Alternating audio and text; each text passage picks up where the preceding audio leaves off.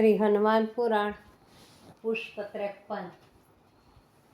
ત્રિભુવનમાં ખળભળાટ મચાવનારા મારો આ હાથ જીવનમાં પહેલીવાર પાછો પડે છે, આવું રાવણ બોલતો હતો।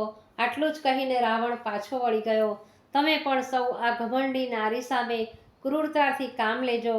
સલુકાઈ ભરી સમજાવટથી આ જિદ્દી નારી માને તેમ નથી। રાવણ અને રસાલો આવ્યો હતો તે જ રસ્તેથી રાજમહેલમાં પાછો ફરી ગયો। રાક્ષસીઓને આજ્ઞા આપતો ગયો હતો કે હવે સીતાને ધાક ધમકીથી વશ કરવા પ્રયત્ન કરો, પ્રેમ અને સમજાવટને તિલાંજલિ આપી દો।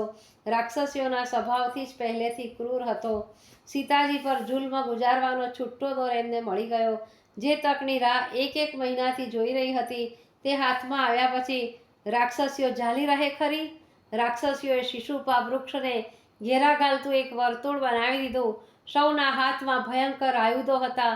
કોઈના હાથમાં ત્રિશૂળ હતું, કોઈના હાથમાં ખુલ્લી તલવાર હતી, કોઈના હાથમાં ભાલો હતો તો કોઈ વળી ગદા ગુમાવી રહી હતી।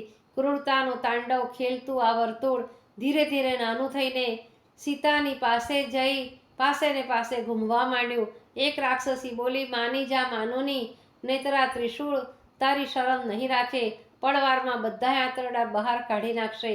બીજી રાક્ષસી ગદા ઉગામતા બોલી, તારા મસ્તકમાં જ અવગણનાનું ભૂત ભરાયું છે, નહીંતર આવા ત્રિભુવન વિજેતા રાજાધિરાજના ચરણોમાં સ્થાન પામવા તો વિશ્વની સુંદરીઓ પણ નહોરા કરે છે। ગદાના પ્રહારથી તારા મસ્તકના ચૂરેચૂરા કરી નાખીશ। ત્રીજી રાક્ષસી દાંત્યા કરતી અટ્ટહાસ્ય કરવા લાગી। તેના દાંત દંતશૂળ કરતાંય ભયાનક હતા। વિકરાળ મોઢું ખોલી ભયંકર ચેષ્ટાઓ દ્વારા સીતાજીને કાકડી માફક કરડીને ખાઈ જવાની ધમકી બતાવવા માંડી।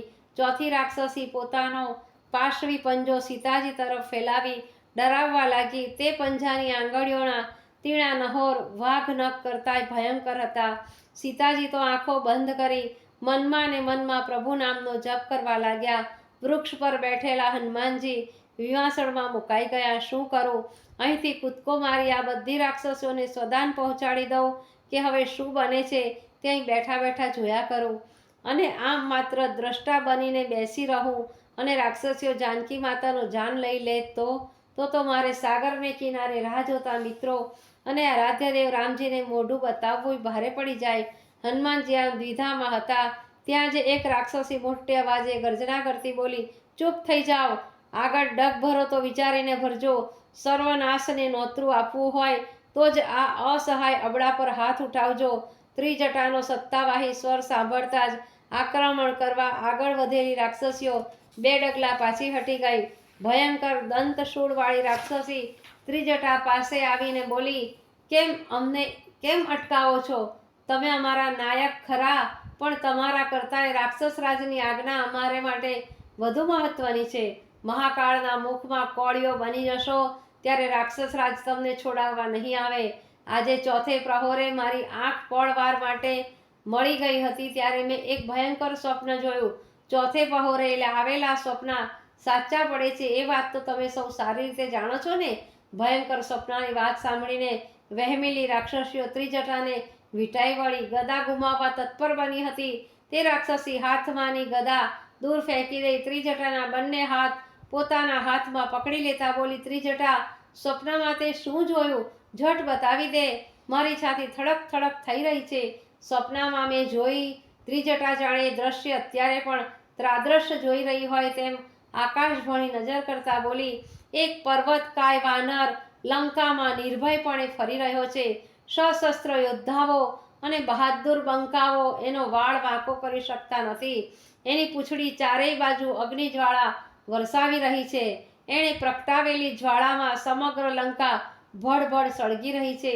ચારેય દિશાઓમાં સ્ત્રીઓ અને બાળકોની મરણચીસ સંભળાઈ રહી છે અને ત્રિભુવન વિજેતા રાક્ષસરાજ સ્વપ્નનું વર્ણન કરતા ત્રિજટા થંભી ગઈ।